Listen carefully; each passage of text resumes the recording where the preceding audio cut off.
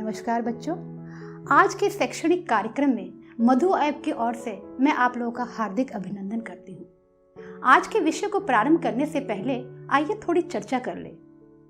बच्चों, जब आप लोग बाहर घूमते हो, आप बहुत सारे व्यक्तियों को देखते हो, उनकी अच्छी अच्छी पोशाकों को देखते हो, उनके चाल ढाल, उनके बात करने का तरीका, उनका स्टाइल देखकर आपको कैसा लगता है? क्या आप उस व्यक्ति को देखने के बाद बता सकते हो कि उस व्यक्ति की शख्सियत, उसका व्यवहार, उसका व्यक्तित्व कैसा होगा? शायद से अंदाजा लगाना बड़ा ही मुश्किल है, ना केवल आपके लिए, प्रत्येक व्यक्ति के लिए, कि वो व्यक्ति अंदर से कैसा है। क्योंकि बाहर से तो देखने में बड़ा ही अच्छा लगता है, हमारे मन को मोह लेता है, हमें मंत्रमुग्ध कर देता है, परंतु जैसे ही वे अपनी जुबान खोलता है, वे अपने मुख से कुछ शब्दों को कहता है, उसके शब्दों को सुनने के बाद ही हमें पता चल जाता है कि उस व्यक्ति का व्यक्तित्व कैसा है। जैसा कि यहाँ पे भी लिखा गया है, शब्दों का वजन कितना होता है। वाणी बहुत अनमोल है और उस अनमोल वाणी का व्यवहार हमें कैसे करना चाहिए जिससे सुनने वाले को भी कष्ट ना हो और हमें भी ना हो, उसे भी प्रसन्नता हो और हमें भी प्रसन्नता हो। तो बोलने वाले के भाव पर आधारित वो किस भाव से अपने वचनों का प्रयोग कर रहा है, क्योंकि एक शब्द जो कि मंत्र के समान होता है तो वही शब्द दूसरी भाषा में गाली कहलाता है। वाणी ही व्यक्ति को उसके व्यक्तित्व से परिचय करवाती है कि वो व्यक्ति किस व्यक्तित्व का है। इसीलिए तो किसी ने खूब कहा है कि मुंह से निकली बात का इस जग में है मोल, ज्ञानी जन कहते सदा सोच समझ कर बोल। प्रत्येक व्यक्ति को सोच समझ कर ही बोलना चाहिए, क्योंकि व्यक्ति जो कुछ भी बोलता है सुनने वाला उसी का अनुसरण करता है। कबीरदास जी ने भी क्या कहा है कि बोली एक अनमोल है, जो कोई बोले ज्ञानी, हे तराजू तोलिए फिर मुख बाहर आनी। अर्थात व्यक्ति को बोलने से पहले प्रत्येक शब्द को अपने हृदय रूपी तराजू में तोल लेना चाहिए और फिर ही मुख से बाहर निकालना चाहिए, क्योंकि मुंह से निकली हुई बातों को हम वापस अपनी जुबान पे नहीं ले सकते। उस पर हमारा कोई वश नहीं होता, हमारा अधिकार नहीं होता है, परंतु हम अपनी वाणी से इस पूरे संसार को अपने वश में कर सकते हैं, क्योंकि वाणी बहुत अनमोल है। इस संसार में ऐसे बहुत से संत, कवि, महापुरुष, विद्वानों ने अनेकों ऐसे अनमोल वाणियां कही हैं। उनकी वाणियों को हम अपने रोजमर्रा के जीवन में अनुसरण करते हैं, उसका पालन करते हैं, क्योंकि वे अच्छी बातें सिखा कर गए हैं। तो बच्चों, आओ आज हम इसी अनमोल वाणी के अंतर्गत आज हम जिस महान कवि के बारे में या उनके लिखी गई दोहों को पढ़ने जाएंगे वो है रहीम जी। अर्थात आज हम रहीम के दोहों को पढ़ेंगे, परंतु रहीम के दोहों को पढ़ने से पहले उनकी जीवनी के बारे में जानकारी प्राप्त कर लें। यहाँ पे जो आपको जानकारी दी गई है वो काफी सारांश में है, आपको याद करने में बड़ा ही आसान होगा। हम इसके बारे में विस्तार से आगे पढ़ेंगे। जैसे कि अब्दुल रहीम का पूरा नाम यहाँ पर दिया गया है, वो है अब्दुल रहीम खान खाना। उनका जन्म जो है 1556 में लाहौर में हुआ था और वो अकबर के काल की थी। उनकी मृत्यु 1627 में, और उनके जो पिताजी थे वो मरहूम बैरम खाने खाना थे। वे एक प्रसिद्ध कवि भी थे, इसीलिए तो हम उनकी रचनाओं को व उनकी अनमोल वाणियों को आज की इस कक्षा में हम विचार करेंगे। अब हम विस्तार से पढ़ते हैं। यहां पर कहा गया कि रहीम दास जी का पूरा नाम जो है वो है अब्दुल रहीम खाने खाना। बच्चों, उनका जन्म 17 दिसंबर 1556 को लाहौर में हुआ था, जो लाहौर अभी पाकिस्तान में स्थित है। बच्चों, लाहौर पहले भारत का ही एक अंश था, अर्थात हिंदुस्तान था, उस समय पाकिस्तान नहीं था। जब आजादी के बाद हिंदुस्तान का विभाजन हुआ और हिंदुस्तान और पाकिस्तान बना, तो ये जो लाहौर शहर है वो पाकिस्तान में चला गया। इस तरीके से अगर देखें तो रहीम जी का जन्म जो है वो भारत में ही हुआ। उनके जो पिता थे उनका नाम है बैरम खान, माता सुल्ताना बेगम। कहा जाता है कि बैरम खान तुर्की परिवार से थे और हुमायूं के काल के होने के कारण वो हुमायूं की सेना में ही एक सेनापति के रूप में शामिल हो गए थे। बैरम खां इतने महान सेनापति थे कि उन्होंने हुमायूं को उनके साम्राज्य यानी कि मुगल साम्राज्य को वापस करने में उनकी बहुत बड़ी मदद की और इस प्रकार से हुमायूं को अपना साम्राज्य दुश्मनों के हाथों जाने से जो है बचा लिया गया।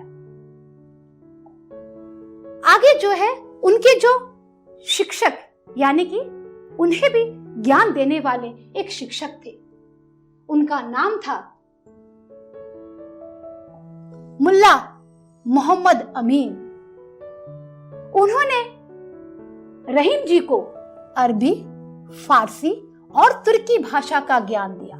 साथ ही उन्हें छंदों की रचना कैसे करना है जिससे कि साहित्य रोचकपूर्ण हो जाए उसका भी उन्होंने ज्ञान दिया और साथ में व्याकरण।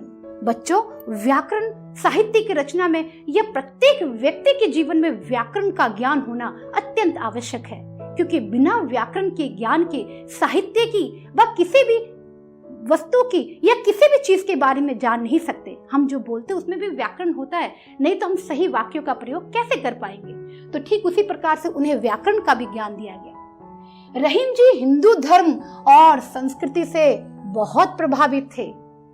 वे इतने प्रभावित थे कि वे कृष्ण भक्त भी थे, जो कृष्ण की भक्ति करते थे उस समय। तो सोचिए वो कितने प्रभावित थे हमारे हिंदू धर्म और संस्कृति से। उनकी रचनाएं जो है वो बड़े चाव से आज भी हम पढ़ते और गुनगुनाते हैं, सुनते हैं एवं उसे अपने जीवन में ग्रहण करते हैं। तो बच्चों, आज हम रहीम जी के दोहों को पढ़ेंगे। उनका जो पहला दोहा है वो इस प्रकार से है। तरुवर फल नहीं खात है, सरवर पीह न पान, कही रहीम पर काज हित, संपत्ति संजी सुजान। शब्दार्थ कुछ इस प्रकार से, जैसे कि तरुवर का अर्थ है पेड़, खात यानी कि खाना, सरवर तालाब, पान पानी, पर दूसरों, काज काम, हित भलाई, संपत्ति धन। बच्चों, जैसे कि आप इस दो चित्रों में भी देख रहे हो, पहले चित्र में फलों से लदा हुआ एक वृक्ष है और दूसरे में एक तालाब का जो कि पानी से लबालब भरा है और वहां पे कुछ पक्षी और जानवर अपनी प्यास बुझा रहे हैं। बच्चों, एक बात बताओ, क्या कभी वृक्ष और तालाब अपना पानी और अपना फल स्वयं खा लेते हैं? पेड़ अपने सारे फल खा लेता है? तालाब अपने पानी को पीकर सुखा देता है तालाब को? नहीं, बल्कि वो राह चलते हुए मुसाफिरों की उनकी भूख प्यास मिटाकर उन्हें तृप्ति प्रदान करते हैं, उन्हें आनंद की अनुभूति कराते हैं। वे मुसाफिर उन फलों और पानी को पीकर अपनी सारी थकान को दूर करते हैं, वे सुख पाते हैं। ठीक उसी प्रकार से जो परोपकार व्यक्ति होते हैं, जो सज्जन व्यक्ति होते हैं, वे अपना धन हमेशा दूसरों की भलाई के लिए इकट्ठा करते हैं। अब आप सोच रहे होंगे, ऐसा कौन सा व्यक्ति है जो दूसरों पर अपना धन खर्च करे? तो बच्चों, एक बात आप ध्यान दीजिए, हमारे देश में प्रति वर्ष बाढ़ आती है, प्रलय आती है, सारा कुछ छिन्न भिन्न हो जाता है। हम बाढ़ग्रस्त भूखे मर रहे होते हैं, उस समय हमें लोगों की सहायता जरूरत पड़ती है और ऐसे ही सज्जन व्यक्ति होते हैं जो उस समय हमें रोटी, कपड़ा व हमारी जरूरत दवाइयाँ सब चीजें हमें देते हैं। ये वैसे ही सज्जन व्यक्ति होते हैं जो अपने इकट्ठा किए गए धन को उस समय खर्च करते हैं या उस समय देकर हमारी मदद करते हैं। तो सज्जन व्यक्ति भी दूसरों की भला करने के लिए या उनकी अच्छाई, उनकी मदद करने के लिए वे धन का इकट्ठा करते हैं, ताकि वह भी अपने उन परिस्थितियों से उभर कर सामने आए, अपने उन परिस्थितियों को पीछे छोड़कर फिर से अपने जीवन की ओर आगे की ओर अग्रसर हो। तो जिस प्रकार से पेड़ और तालाब लोगों की भलाई करते हैं, उनकी भूख प्यास मिटाते हैं, उसी प्रकार से जो परोपकारी व्यक्ति होते हैं वे भी दूसरों की भलाई के लिए धन इकट्ठा करते हैं। इसका निष्कर्ष है कि परोपकार को एक महान कार्य बताया गया है। सबसे बड़ा महान कार्य, बहुत बड़ा पुण्य का काम है अगर हम किसी की मदद करते हैं। अब हम अपने दूसरे दोहे पर चलेंगे। तो हमारा जो दूसरा दोहा है वो है, रहीमन देखी बढ़ेन को लघु न दीजिए डारी, जहां काम आवे सुई कहा करे तलवारी। शब्दार्थ है, देखी यानी कि देखकर, बढ़ेन बड़े लोग यानी कि अमीर लोग, लघु छोटा गरीब, डारी का अर्थ होता है छोड़ देना या त्याग कर देना, आवे का अर्थ है आना। यहाँ पर आप दो चित्र देख रहे हो, एक सुई है और एक तलवार है। कवि रहीम जी इस दोहे के माध्यम से ये कहना चाहते हैं कि एक क्षत्रिय, एक योद्धा जब युद्ध पे जाता है तो क्या युद्ध में वो सुई लेकर जाएगा, न तलवार, क्योंकि शत्रु पर अगर विजय पाना हो तो हमें तलवार की आवश्यकता होती है, वहां सुई का कोई काम नहीं। और मान लो कि हमारे कपड़े फट गए तो क्या हम तलवार से सिलाई करेंगे? नहीं, वहां पर हमें सुई धागे की जरूरत पड़ती है। अर्थात हर वस्तु का अपने अपने जगह पर अपना महत्व होता है।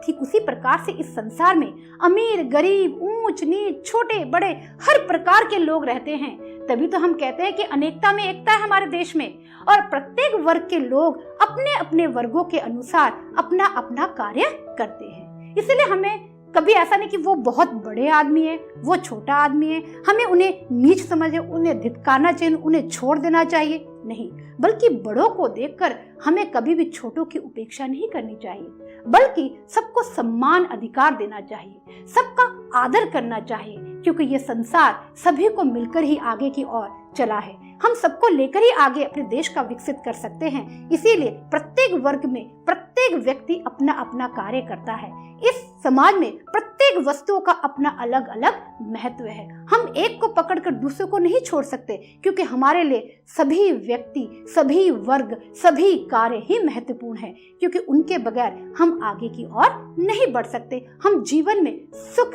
आवश्यकता, अपनी जरूरतों को पूरा नहीं कर सकते। इसीलिए सबको समान अधिकार दो, सबको एक समान जो है उनका सम्मान करो, आदर करो। निष्कर्ष यही है कि हमेशा एक दूसरे का आदर करना चाहिए, क्योंकि हर व्यक्ति जो है वो यही चाहता है कि हम हमेशा एक दूसरे का सम्मान करें, इस समाज को एक सुखी समाज बनाए। ये तभी हो सकता है जब प्रत्येक छोटी वस्तु का जैसे कि महत्व है उसकी तुलना हम किसी से भी ना करें कि भी वो छोटा है, वो बड़ा है, नहीं।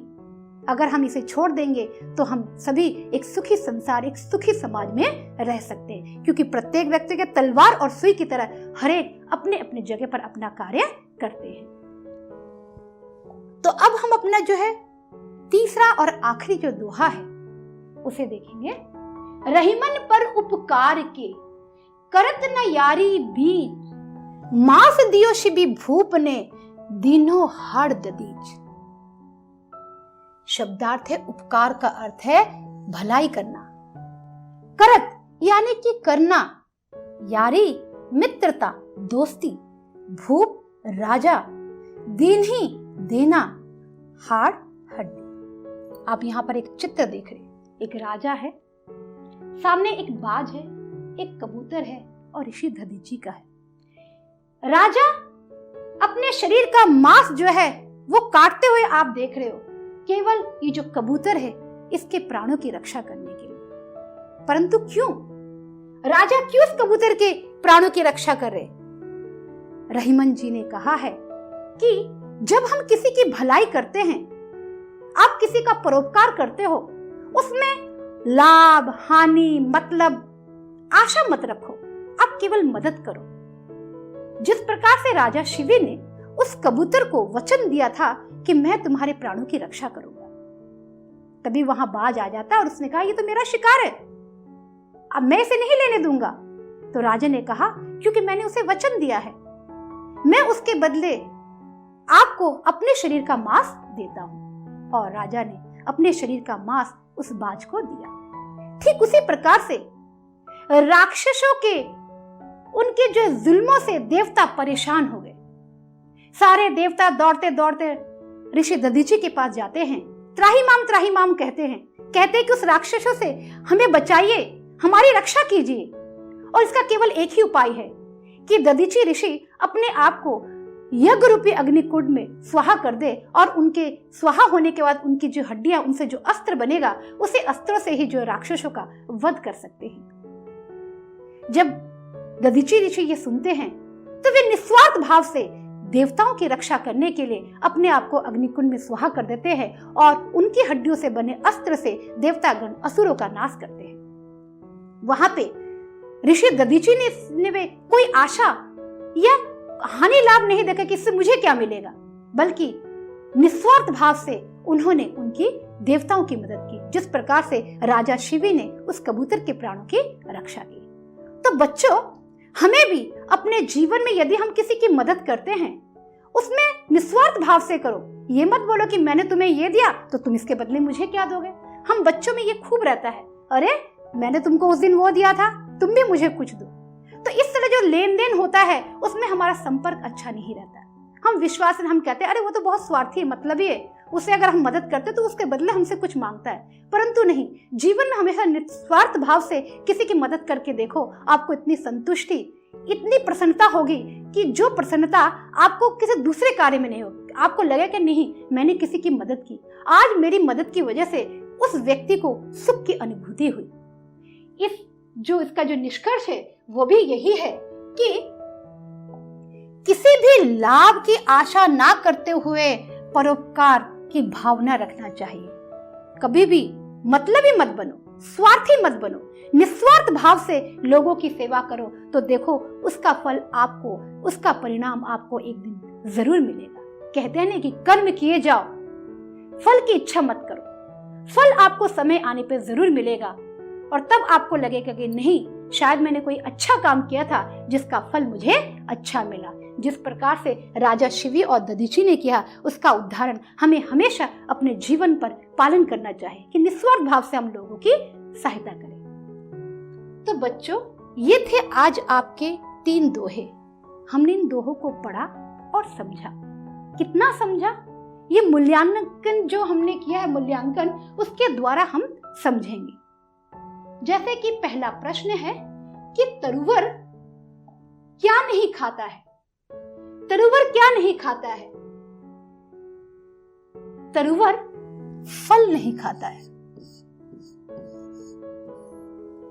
सरोवर यानी कि तालाब क्या नहीं पीता है? पानी, यानी कि वो स्वयं अपना पानी कभी नहीं पीता, बल्कि दूसरों की प्यास बुझाकर उसे तृप्ति प्रदान करता है। बड़े लोगों को देखकर किसे नहीं छोड़ना चाहिए, छोटों को। छोटे यानी कि छोटे वर्ग, जो हम हमेशा अपने दिमाग में रखते हैं, अरे ये अमीर है, वो बड़ा है, अमीरों का साथ हम देते हैं उनकी पोशाक, उनकी चाल ढाल को देखकर नहीं, क्योंकि प्रत्येक वर्ग का अपना अपना महत्व है। तलवार की जगह क्या काम नहीं आ सकता? अगर आपके कपड़े फट गए हो तो आप तलवार से तो सील नहीं सकते, तो वहां पर किसका काम होगा? सुई का काम। सुई से ही हम कपड़ों की सिलाई कर सकते हैं। शिवी भूप ने क्या दान दिया? कबूतर के प्राणों की रक्षा करने के लिए राजा शिवी ने मांस का दान दिया।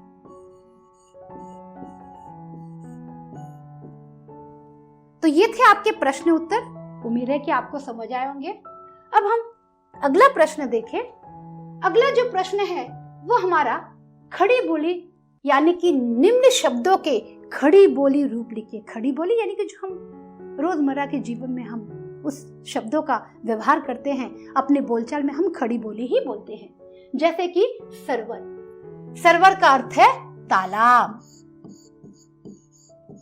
बच्चों, तालाब को आप लोग पोखरी बोलते, जिससे आप नहाने जाते हो सुबह सुबह उठकर, वहां जाके बड़ा धमा चौकड़ी करते हो, उसी को तालाब भी बोलते हैं या पोखर भी बोलते हैं। दूसरा, काज यानी कि काम, जो कि सुबह उठते ही आप घर में करते हो, डेली आप अपना कार्य करते हो, स्कूल में आप अपना होमवर्क भी जैसे कहते हो, उसे कहते हैं काज यानी कि काम। पान, जिसे हम पीते हैं और जिसके बिना जीवन संभव नहीं, अर्थात पानी। जब लोगों को प्यास लगती है, पानी से ही हम अपने प्यास को तृप्त कर सकते हैं, तो उसे पान यानी कि पानी। लास्ट जो है वो अंतिम वाला तलवारी, अर्थात तलवार।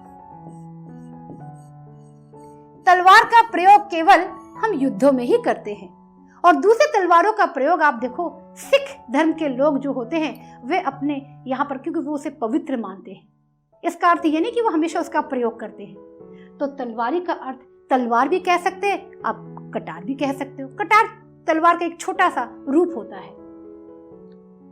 अब आखिरी जो आपका प्रश्न है, निम्न शब्दों के विपरीत शब्द लिखे। विपरीत को आप लोग विपरीत अर्थक बोलते हो, उल्टे अर्थ वाले भी बोलते हो, या आप विलोम शब्द भी कह सकते हो।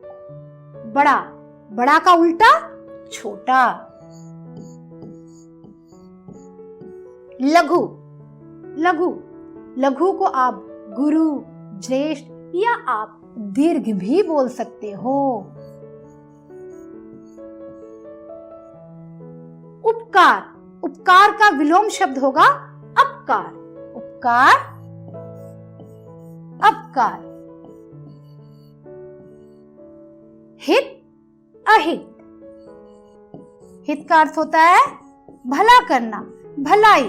अहित होता है भला ना करना। तो बच्चों, मुझे आशा है कि आज जो भी मैंने आपको 3 दोहे बताया है, उन दोहों में रहीम जी ने बहुत ही अनमोल ज्ञान दिया है, जिसे हम अपने जीवन में उतारें, उनके कहे गए बातों का अनुसरण करें। अगर ऐसा करेंगे तो शायद जीवन में हम भी कभी दुखी ना हो और समाज में हमारा एक व्यक्तित्व बने, लोग हमें याद रखें, लोग हमारी प्रशंसा करें। और ये तभी हो सकता है जब हम ऐसे अनमोल वाणियों को सुनकर, उसका अनुसरण करके अपने रोजमर्रा के जीवन में उसका उपयोग करें। तो आशा करती हूँ कि आपको आज का ये जो दोहा है वो अच्छी भली भांति समझ में आ गया होगा। मैं अपना पाठ आज यहीं समाप्त करती हूँ। धन्यवाद।